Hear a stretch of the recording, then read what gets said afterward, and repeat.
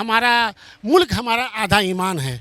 आधा ईमान का मतलब है कि अगर हम 100% मुसलमान हैं तो आधा उसमें से 50% जो है ना अपने कौम के झंडे को उठाकर और उस कौम वो जो झंडा है उसको सलामी देकर मेरा आधा ईमान उसमें चला जाता है। पूरे कुरान जितने भी आप कहीं भी देखेंगे, हिंदी में, इंग्लिश में, किसी भी ज़ुबान में देखेंगे तो उसमें राइटर का नाम नहीं होगा तर्जुमा करने। बहुत बड़ा खुलासा है जो है, कोई भी राइटर जो है उस कुरान पे, कुरान शरीफ पे कहीं कुछ भी नहीं लिखा रहता। एक जेर जबर तक किसी दुनिया ने नहीं लिखा है। होना आदमी तो सब हैं, इंसान बन जाओगे जिस दिन कुरान पढ़ लोगे कि वो उस कौम की हालत उस वक्त तक नहीं बदलेगी जो जिस देश में रहे और उससे गद्दारी करे।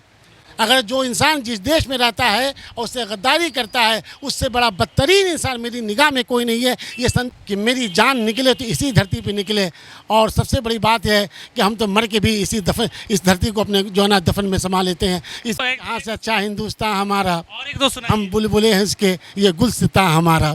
तो इंसान अपने वतन को ना पहचाना, वो किसी को नहीं पहचाना। मेरे कुरान है, वो कुरान इस मेरे नबी पे आई। कुरान भी आपका जो देखिए बड़ा खुलासा है कि कुरान जो है, जो नहीं जानते होंगे कि आखिर कुरान की उन्नति कैसे हुई, तो ये जान लीजिए कि आखिर कुरान कैसे है, बताइए। एक एक हुरूफ जो है कुरान की वो मेरे नबी पे नाजिल हुई, और सबसे पहला जो लफ्ज़ था कुरान का कि इक़रा बिस्मि रब्बिकल्लज़ी खलक़, हम पूरे कौम से, पूरी दुनिया के मुसलमानों से और पूरी दुनिया के अदरवाइज दूसरे जो है ना संगठन, दूसरे लोगों से हम ये गुजारिश करते हैं कि देखो सबसे पहले मेरे कुरान में जो लफ्ज़ आया था वो पढ़ने का आया था, और मेरे नबी को मेरे रब ने कहा कि ऐ नबी पढ़ो, इक़रा बिस्मि रब्बिकल्लज़ी खलक़ पढ़ो। जब पढ़ोगे तो तुम जानोगे कि मैं कौन हूँ। आप तालीम से दूर हो जाएंगे तो आप दुनिया को नहीं पहचान चाहेंगे। तालीम बहुत ज़रूरी है, शिक्षा बहुत ज़रूरी है। शिक्षा मेरे नबी ने, सबसे पहला काम मेरे नबी ने शिक्षा दिया। मेरे नबी ने ये नहीं कहा कि तुम नमाज़ पढ़ो, मेरे नबी ने नहीं कहा कि तुम हज करो, तुम ज़कात दो। सबसे पहले मेरे नबी पे जो अल्लाह ने वही भेजी, जो कुरान के ज़रिए से, वो कहा कि पढ़ो। किसको? मेरी किताब को पढ़ो।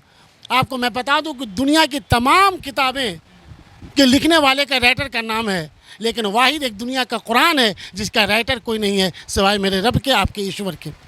ईश्वर ने उस किताब को लिखा है, ये पूरी दुनिया इसको तस्लीम करती है। उसका राइटर, पूरे कुरान जितने भी आप कहीं भी देखेंगे, हिंदी में, इंग्लिश में, किसी भी ज़ुबान में देखेंगे तो उसमें राइटर का नाम नहीं होगा तर्जुमा करने। बहुत बड़ा खुलासा है जो है, कुरान के बारे में बहुत बड़ा खुलासा इन्होंने किया कि आज तक कोई भी राइटर जो है उस कुरान पे, कुरान शरीफ पे कहीं कुछ भी नहीं लिखा रहता। एक जेर जबर तक किसी दुनिया ने नहीं लिखा है। अगर एक जबर अब पेश जो ना बिंदु भी अगर पड़ा है तो रब ने दिया है, और मेरे नबी के ज़रिए वो कुरान आई है जिसका राइटर मेरा रब है।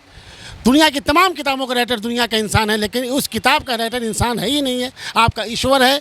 और वो कुरान को जिस दिन आप पढ़ लेंगे, मैं कहता हूँ सबसे पहले अपने मुसलमान भाइयों को कि तुम उन कुरान को पढ़ो और उनके माने को समझो। जिस दिन कुरान को पढ़ने लगोगे, उसके माने को समझने लगोगे, तो वो कहते हैं ना कि बस के हर काम का है दुश्वार होना, आदमी को भी मुयस्सर नहीं इंसान होना। आदमी तो सब हैं, इंसान बन जाओगे जिस दिन कुरान पढ़ लोगे, और उस नबी के रास्ते पे जिस दिन तुम चल दोगे उस दिन तुम इंसान बन जाओगे। अभी तो तुम आदमी हो। अगर इंसान बनना है तो उस नबी को फॉलो करो और उस कुरान को फॉलो करो, देखो तुम्हारा पैगाम दुनिया में कैसे फैलता है। बिल्कुल, बहुत सही इन्होंने बोला है। अच्छा, तिरंगे झंडे के साथ पूरा जुलूस निकला है हमारा, वो कहते हैं ना कि हमारा मुल्क हमारा आधा ईमान है। आधा ईमान का मतलब है कि अगर हम 100% मुसलमान हैं तो आधा उसमें से 50% जो है ना अपने कौम के झंडे को उठाकर और उस कौम वो जो झंडा है उसको सलामी देकर मेरा आधा ईमान उसमें चला जाता है। मेरे नबी ने, यही प्रॉफिट नबी की मैं बात बता रहा हूँ जिसकी आज जुलूस निकली हुई है, मेरे नबी ने फरमाया कि उस कौम की हालत उस वक्त तक नहीं बदलेगी जो जिस देश में रहे और उससे गद्दारी करे। अगर जो इंसान जिस देश में रहता है और उससे गद्दारी करता है उससे बड़ा बदतरीन इंसान मेरी निगाह में कोई नहीं है। ये संदेश किसने दिया? मोहम्मद प्रोफेट ने दिया है, जिसकी आज जुलूस निकले हुए हैं। वो नबी को हम फॉलो करने वाले लोग हैं। और रही बात हिंदुस्तान की, तो जिसके सरजमी पे हम पैर रख के चलते हैं जनाब, मुझे पूरे कसम है कि मेरी जान निकले तो इसी धरती पे निकले। और सबसे बड़ी बात है कि हम तो मर के भी इस धरती को अपने जो है ना दफन में समा लेते हैं, जिस मिट्टी में समा लेते हैं। तो ये मेरी पहचान है कि जिएंगे इसी धरती पे और मरेंगे तो जो है ना इसी के अंदर समा जाएंगे।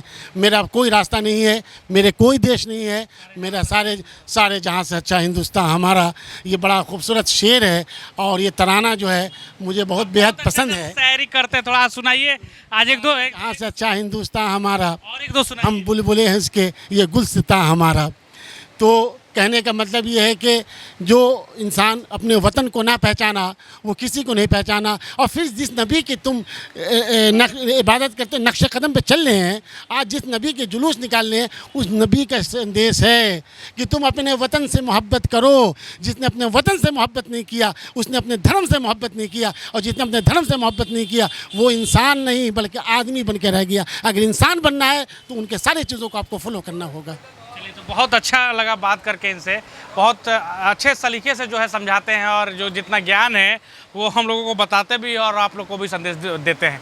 और देखिए यहाँ पे ये भी हैं, क्या संदेश रहेगा आपका? सारे संदेश तो हमारे अब्दुल्ला भाई ये सिक्योरिटी साहब हैं मस्जिद के, इन्होंने सब बता ही दिया। सब बता दिया है, कुछ बाकी रहा नहीं कि हम कुछ बयान कर सके। बिल्कुल। तो ये संदेश जो है आप तक पहुंचा और आप ज़रूर अपनी प्रतिक्रिया राय देंगे कि आपको क्या लगता है, ज़रूर दें। और देखिए किस तरीके से इन्होंने सारी चीज़ें रखी हैं, कुरान के बारे में भी बता दिया और किस तरीके से जो पैगंबर साहब का पूजा कर रहे हैं, जिस तरीके से इबादत कर रहे हैं, जिस तरीके से जुलूस निकाल रहे हैं, तो उनका क्या संदेश है, उनकी उन्नति कैसे हुई थी और उसके बाद जो है आखिर उन्होंने क्या क्या किया था समाज के लिए। हम आज कहते हैं बेटी बचाओ बेटी पढ़ाओ, लेकिन उन्होंने 1400 साल पहले ही बेटी को पहले बचाया और फिर हम लोगों को पढ़ने के लिए कहा। तो ये 1400 साल पहले की बात है जिस पे आज हम सभी अमल कर रहे हैं और करना भी चाहिए, चाहे वो किसी भी कौम का हो। संदेश जो है जो अच्छा जाए, मैसेज अच्छा जाए तो ज़रूर करना चाहिए। आप अपनी प्रतिक्रिया राय ज़रूर देंगे कि आपको क्या लगता है। सारे जहाँ से अच्छा हिंदुस्तान हमारा, हम बुलबुले हैं इसके, ये हमारा। जय हिंद, जय भारत।